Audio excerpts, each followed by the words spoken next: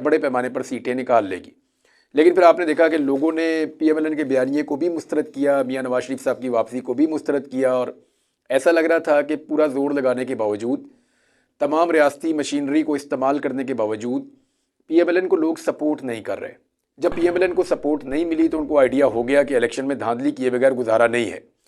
उन्होंने मुखालिफिन को दबाना शुरू किया, इतना दबाव डाला कि उनसे उनका बल्ले का निशान भी ले लिया, उनके लीडर को भी अंदर करवा दिया। उनके लीडर को अंदर करवाने के बाद जिस तरह मुकदमात के फैसले सुनाए गए वो भी आपके सामने है। कोई जलसा जुलूस रैली कुछ भी नहीं वो कर पाए, कागजात नामजदगी तक छीन लिए गए, बंदों को फारिग कर दिया गया, क़यादत को भागने पर मजबूर कर दिया गया, इलेक्शन कंपेन करने ही नहीं दी गई, इलेक्शन वाले दिन धांधली की गई, और बाद में टका के धांधली करके बड़ी मुश्किलों से पीएमएलएन अब 80 सीटों पर अब तक भी नहीं पहुंची। जबकि पाकिस्तान तहरीक-ए-इंसाफ बहुत सारी सीटें गंवाने के बावजूद 90+ पे अभी भी खड़ी है। ये मैं कौमी असम्बली की बात कर रहा हूँ, सूबाई असम्बलियों के ऊपर अभी हम बात नहीं कर रहे, आने वाले दिनों में उन पर भी हम बात करेंगे। नून लीग की अब फ्रस्ट्रेशन बढ़ती जा रही है। देखिए, एक स्टेटमेंट दिया कमिश्नर रावलपिंडी ने, लियाकत चट्टा ने। लियाकत चट्टा के स्टेटमेंट के बाद बनता तो ये था कि पाकिस्तान तहरीक-ए-इंसाफ के मौक़िफ़ की तायीद हुई थी, तो तहरीक-ए-इंसाफ की क़यादत बैठती और बैठकर एक प्रेस कॉन्फ्रेंस करती है और वो बैठकर कहते हैं कि जनाब हमारे साथ बड़ी ज़्यादती हुई है। लेकिन हमने ये देखा कि इलेक्शन कमीशन भी जल्दी नहीं बोला, जिनके ऊपर एलिगेशन लग रहा था, बाकी लोग भी नहीं बोले। काजी फ़ायद ईसा साहब जो माजी में ये कहा करते थे, जब भी रिपोर्टर सवाल करते थे, मुझे अच्छी तरह याद है, तो काजी फ़ायद ईसा साहब अपने मुंह पे ऐसे उंगली फेरते थे जैसे मैंने मुंह के ऊपर जिप लगाई हुई है। ये एक इशारा होता है कि मेरा मुंह बिल्कुल बंद है, मैं बोल नहीं सकता क्योंकि मैं जज हूँ। तो काजी फ़ायद ईसा साहब जब एक छोटी ओहदे के जज थे तो वो अपने मुंह के ऊपर यूं करके इशारा करते थे, कहते थे मैं बोल नहीं सकता क्योंकि मैं जज हूँ, जजों के फैसले बोलते हैं। फिर हमने देखा कि वाकई काजी फ़ायद ईसा साहब के फैसले बोलना शुरू हुए और काजी फ़ायद ईसा साहब के फैसलों ने ऐसी घिनौनी बोली बोली पाकिस्तान के अंदर कि पाकिस्तान के लोग जो हैं वो अब तक उन फैसलों का दुख मना रहे हैं। हमारी अदलिया की तारीख के ऊपर स्याह धब्बे लग गए हैं जो फैसले काजी फ़ायद ईसा साहब ने दिए हैं। 3 अहम फैसलों के ऊपर मैं इसी व्लॉग में बात करूंगा जिसकी वजह से पाकिस्तान आज यहाँ खड़ा है। लेकिन आ जाए इस बात पे कि काजी फ़ायद ईसा साहब को भी मीडिया से बात करनी पड़ी, और उस मीडिया से बात करनी पड़ी जिसे वो वैसे इजाज़त ही नहीं देते, यूट्यूबर्स वगैरह को। और काजी फ़ायद ईसा साहब उन्हीं के सामने अपनी पोजीशन क्लियर कर रहे थे। मुझे उन्होंने बताया कि जब काजी फ़ायद ईसा साहब हमें ऑफ द रिकॉर्ड मिल रहे थे तो वो जानते थे कि लियाकत चट्टा कौन है और उसने क्या इल्ज़ाम लगाया है और क्या सूरत हाल है। लेकिन जैसे ही हमने कैमराज ऑन किए तो वो एकदम अनजान बन गए, और उन्होंने अनजान बनने की एक्टिंग की जो वहाँ मौजूद एक रिपोर्टर जो मुझे बता रहे थे उनके लिए भी एक हैरत अंगेज़ चीज़ थी। चीफ जस्टिस के ओहदे पे कोई शख्स है तो वो इस तरह का काम तो नहीं कर सकता कि वो ऑफ द रिकॉर्ड कुछ और हो और जैसे रिकॉर्ड पे आए वैसे ही कुछ और हो जाए। तो ये बड़ा अनफॉर्चुनेट है, यानी उनकी शख्सियत के अंदर ये एक पहलू ऐसा है जिसको सुनकर मुझे भी दुख हुआ। अब मामला ये है कि पीएमएलएन की फ्रस्ट्रेशन बढ़ती जा रही है, बजाय इसके कि तहरीक-ए-इंसाफ खुश होती और वो इसके ऊपर प्रेस कॉन्फ्रेंस करती। अभी वो सोचो विचार में थे कि पीएमएलएन ने उसके ऊपर प्रेस कॉन्फ्रेंसेस करना शुरू कर दी और बयानियाँ बनाना शुरू कर दिया। नून लीग और उनके सहाफ़ियों ने हत्तुल इम्कान कोशिश की कि साबित किया जाए कि ये शख्स इमरान खान का वफ़ादार और इमरान खान का करीबी है और पाकिस्तान तहरीक-ए-इंसाफ से इसके ताल्लुकात हैं। कुछ ने ऐसा ऐसा झूठ लिखा कि बहुत अजीब सूरत हाल हो गई, और अब पता चल रहा है कि इनके नून लीगियों से बहुत करीबी ताल्लुकात हैं हमजा शहबाज के साथ, जो स्पेशल ब्रांच की आपको पता है रिपोर्टें वोटें बनती हैं। वो इस किस्म की रिपोर्ट भी एक मौजूद है कि किसी डिपार्टमेंट ने बनाकर रखी हुई है, आला अफसरान को भेजी हुई है।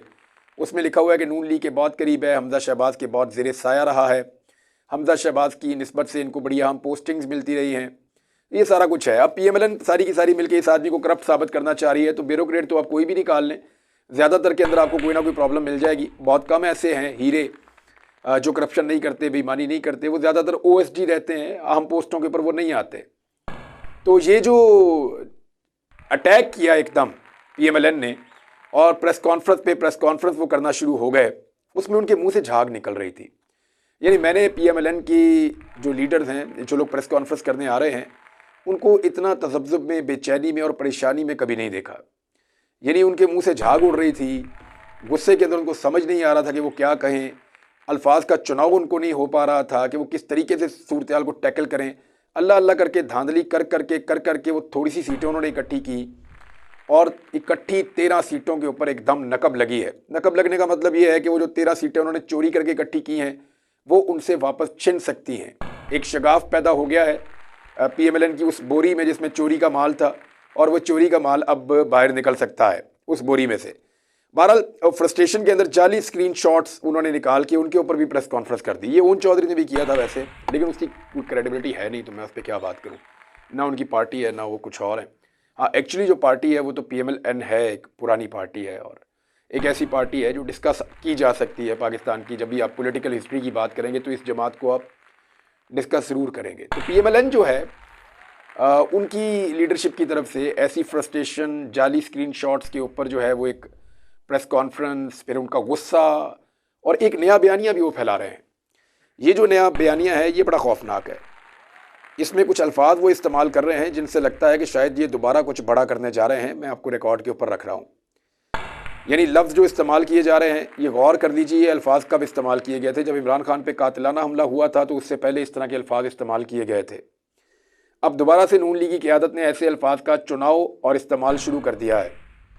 फितना, फसाद, अफरा तफरी, अनारकी, इस किस्म के अल्फाज का इस्तेमाल कर रहे हैं और वो ये कह रहे हैं कि मुल्क के अंदर ये हो जाएगा, वो हो जाएगा, और एक ऐसे शख्स को इल्ज़ाम दे रहे हैं जो जेल में है और गुज़िश्ता लगभग 5-6 महीने से जेल में है। एक बंदा जेल में है, वो बाहर कुछ कर ही नहीं रहा, उसकी पार्टी को आप इलेक्शन भी नहीं लड़ने दे रहे, जो एहतजाज करने आते हैं ख़वातीन और बच्चों, उनको गिरफ़्तार कर लिया जाता है। हमने लाहौर में जो मनाजिर देखे, मोहसिन नकवी साहब को एहसास होना चाहिए, उनके घर में भी फैमिली है, बच्चे हैं, और उनको ये देखना चाहिए कि वो कितना जुल्म और कितनी बर्बरियत करेंगे। क्या उन्होंने अल्लाह को जवाब नहीं देना? ये जुल्म के जो पहाड़ तोड़े हैं, शर्म आनी चाहिए। यानी ये मनाजिर अगर आप देखें तो यहाँ पे ख़वातीन को गिरफ़्तार किया गया। अब एक खातून है बेचारी, उनके साथ उनकी बेटी थी छोटी, उसको भी गिरफ़्तार करके, मैंने पुलिस वाली वैन के अंदर उस बच्ची को सहमे हुए देखा, उसकी आंखों के अंदर खौफ था। अब ये बच्ची बड़ी होके क्या सोचेगी? ये जो बच्चे हैं ये बड़े होके क्या सोचेंगे, क्या बनेंगे? ये रियासत से प्यार करेंगे? आप इन्हें क्या पैगाम देना चाहते हैं? और इनके दूसरे जो बच्चे हैं जो इनको देख रहे हैं, उनको आप क्या पैगाम देना चाहते हैं? इसकी माँ का कसूर तो सिर्फ इतना है कि वो आईने पाकिस्तान के मुताबिक अपने एहतजाज के आईनी हक को इस्तेमाल करने के लिए निकली थी और रियासत ने उसको ज़बरदस्ती पकड़ के गिरफ्तार कर लिया। ये भी नहीं देखा कि उसके साथ एक छोटी बच्ची है, उसको भी पकड़ के गाड़ी में डाल दिया। अफसोसनाक है। बुजुर्गों को जैसे गिरफ्तार किया गया, ओवरसीज़ पाकिस्तानी जो एहतजाज कर रहे थे उनको जैसे गिरफ्तार किया गया। एक बाप है, वो गाड़ी के अंदर आ रहा था, उनकी गाड़ी में तहरीक इंसाफ का झंडा था, तो पुलिस वाले ने बच्चों के सामने उसको गाली दी और गाली दे के निकाल के घसीट के उसको ले जाके अपनी गाड़ी में बंद कर दिया। उसकी बीवी दुहाइयाँ देती रही कि भाई हमारे पास झंडा है PTI का सिर्फ, और हमें गाड़ी भी नहीं चलानी आती, मेरे बच्चों को भी, मुझे भी, हम गाड़ी के अंदर ही रह जाएंगे। और पुलिस वाले उसके शौहर को लेकर निकल गए। यानी इस किस्म की चीज़ें तो हमने पाकिस्तान में कभी नहीं देखी थी। शर्म तो आती थी पुलिस वालों को, गैरत भी आती थी, लेकिन इस लेवल पे जाके इतने क्या ये मजबूर हो गए हैं? इनको एहसास भी नहीं हो रहा, इन्हें तरस भी नहीं आ रहा आवाम के ऊपर, और लोग अपना आईनी हक इस्तेमाल कर रहे हैं। उनके खिलाफ जो है इस किस्म की हरकतें, अभी PMLN ने जो मैं आपको कह रहा था कि बयानिया जो शुरू किया है, उसमें सर कलम होना चाहिए इमरान का, यहाँ तक पहुँच गए हैं। देखिए ये बहुत तशवीशनाक है। इमरान खान पाकिस्तान के सबसे बड़े लीडर हैं, चारों सूबों में उनकी जमात की ताकत है। इस वक्त अगर कोई एक आदमी पूरे पाकिस्तान की आवाज़ है या पूरे पाकिस्तान के अंदर उस एक आदमी की बात सुनी जाती है तो वो इमरान खान है। मुल्क को इस वक्त इस बहरान से कोई निकाल सकता है तो वो इकोनॉमिस्ट भी यही कह रहे हैं, जितने सर्वेस करवाए गए हैं उनमें भी यही कहा जा रहा है। पाकिस्तान के अवाम का भी यही मानना है कि इस वक्त इस मुल्क को बहरानों से इमरान खान निकाल सकता है। वो इसलिए कि लोगों का उसके ऊपर एतमाद है। वो माशी बहरान से निकाल सकता है, समाजी बहरान से निकाल सकता है, लॉ एंड ऑर्डर के मामलात को ठीक करवा सकता है, जो एक बेचैनी की फिजा है पाकिस्तान में उसको दूर कर सकता है, लोगों का कॉन्फिडेंस वापस बिल्ड कर सकता है। टाइम लगेगा लेकिन चीज़ों को ठीक कर सकता है वो, और उसमें एक कैपेसिटी है, लोगों को लगता है। इसी वजह से लोगों ने इतने बड़े पैमाने पर इमरान खान को वोट डाले हैं। अब एक ऐसा लीडर जो जेल में है और एक ऐसी जमात